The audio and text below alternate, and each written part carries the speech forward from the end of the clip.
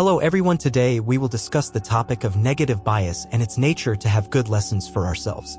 The negativity bias is our tendency not only to register negative stimuli more readily but also to dwell on these events. Also known as positive-negative asymmetry, this negativity bias means that we feel the sting of a rebuke more powerfully than we feel the joy of praise.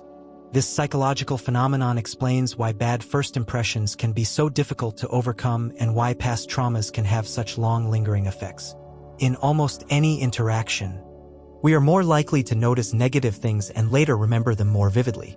As humans, we tend to remember traumatic experiences better than positive ones, recall insults better than praise, react more strongly to negative stimuli, think about negative things more frequently than positive ones, respond more strongly to negative events than to equally positive ones. For example, you might be having a great day at work when a coworker makes an offhand comment that you find irritating. You then find yourself stewing over his words for the rest of the workday. When you get home from work and someone asks you how your day was, you reply that it was terrible, even though it was overall quite good despite that one negative incident. This bias toward the negative leads you to pay much more attention to the bad things that happen, making them seem much more important than they really are. What the research says. Research has shown that across a wide array of psychological events, people tend to focus more on the negative as they try to make sense of the world. We tend to pay more attention to negative events than positive ones, learn more from negative outcomes and experiences, make decisions based on negative information more than positive data. It is the bad things that grab our attention, stick to our memories, and, in many cases, influence the decisions that we make. Motivation. Psychological research suggests that the negative bias influences motivation to complete a task. People have less motivation when an incentive is framed as a means to gain something than when the same incentive will help them avoid the loss of something. This can play a role in your motivation to pursue a goal. Rather than focusing on what you will gain if you keep working towards something, you're more likely to dwell on what you might have to give up in order to achieve that goal. Bad news. Additionally, studies have shown that negative news is more likely to be perceived as truthful. Since negative information draws greater attention, it also may be seen as having greater validity. This might be why bad news seems to garner more attention. Politics. Differences in negativity bias have also been linked to political ideology. Some research suggests that conservatives may have stronger psychological responses to negative information than liberals. Some evidence, for example, has found that people who consider themselves politically conservative are more likely to rate ambiguous stimuli as threatening. Such differences in the negativity bias might explain why some people are more likely to value things such as tradition and security while others are more open to embracing ambiguity and change. Examples of negative bias. The negative bias can have a variety of real-world effects on how people think and act. Do any of these situations and events seem familiar? You received a performance review at work that was quite positive overall and noted your strong performance and achievements. A few constructive comments pointed out areas where you could improve, and you find yourself fixating on those remarks. Rather than feeling good about the positive aspects of your review, you feel upset and angry about the few critical comments. You had an argument with your significant other, and afterward, you find yourself focusing on all of your partner's flaws. Instead of acknowledging their good points, you ruminate over all of their imperfections. Even the most trivial of faults are amplified, while positive characteristics are overlooked. You humiliated yourself in front of your friends years ago and can still vividly recall the event.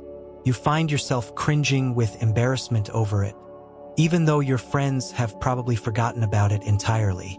Where negative bias comes from. Our tendency to pay more attention to bad things and overlook good things is likely a result of evolution. Earlier in human history, paying attention to bad, dangerous, and negative threats in the world was literally a matter of life and death. Those who were more attuned to danger and who paid more attention to the bad things around them were more likely to survive. This meant they were also more likely to hand down the genes that made them more attentive to danger. The evolutionary perspective suggests that this tendency to dwell on the negative more than the positive is simply one way the brain tries to keep us safe. Development. Research suggests that this negativity bias starts to emerge in infancy. Very young infants tend to pay greater attention to positive facial expression and tone of voice, but this begins to shift as they near 1 year of age. Brain studies indicate that around this time, babies begin to experience greater brain responses to negative stimuli. This suggests that the brain's negative bias emerges during the latter half of a child's first year of life. There is some evidence that the bias may actually start even earlier in development. One study found that infants as young as 3 months old show signs of the negativity bias when making social evaluations of others.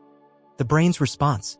Neuroscientific evidence has shown that there is greater neural processing in the brain in response to negative stimuli.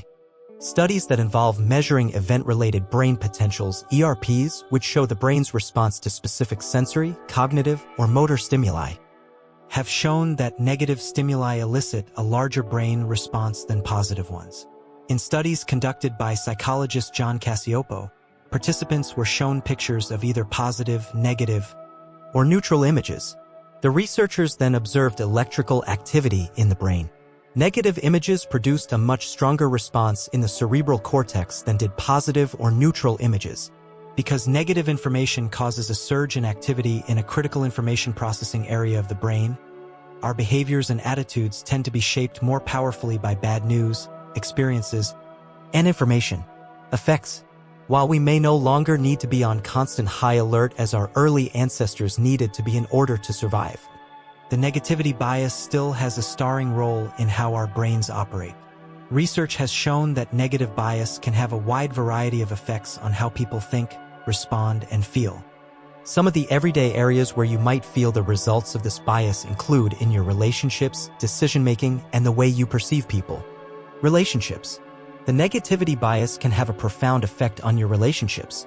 The bias might lead people to expect the worst in others, particularly in close relationships in which people have known each other for a long time. For example, you might negatively anticipate how your partner will react to something and go into the interaction with your defenses already on high alert. Arguments and resentment are often the results.